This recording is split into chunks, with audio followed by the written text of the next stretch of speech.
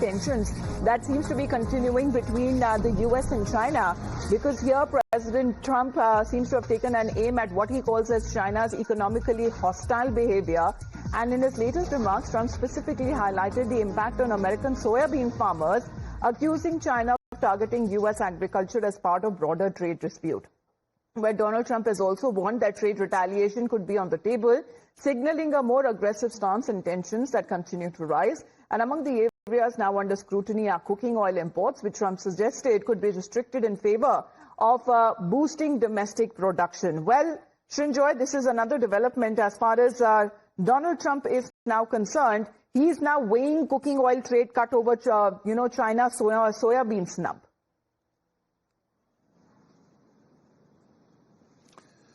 This is a war, actually, an economic war that has been raging for a while, a simmering at least.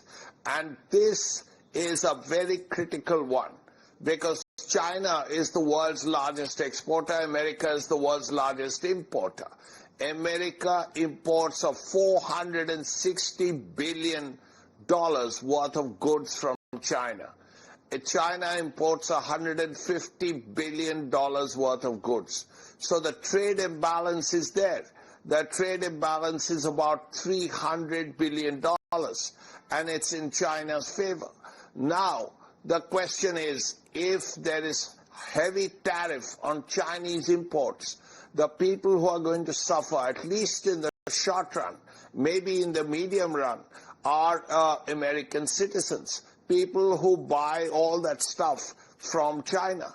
Because how can you replace $460 billion of goods almost overnight? It's hard to do that. And in any case, you put tariffs on every country in the world, some more, some less.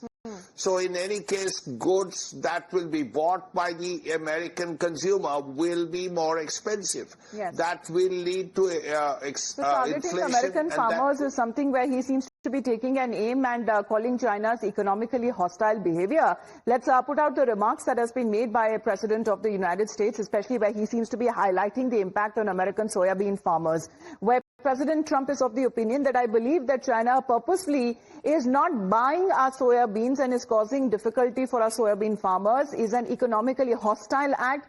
We're considering terminating business with China having to do with cooking oil and other elements of trade as retribution. And as an example, we can easily produce cooking oil ourselves. We don't need to purchase it from China. So viewing it as a hostile act, this has been as far as when it comes to the continuing trade war that happens between the U.S. and from the Chinese side.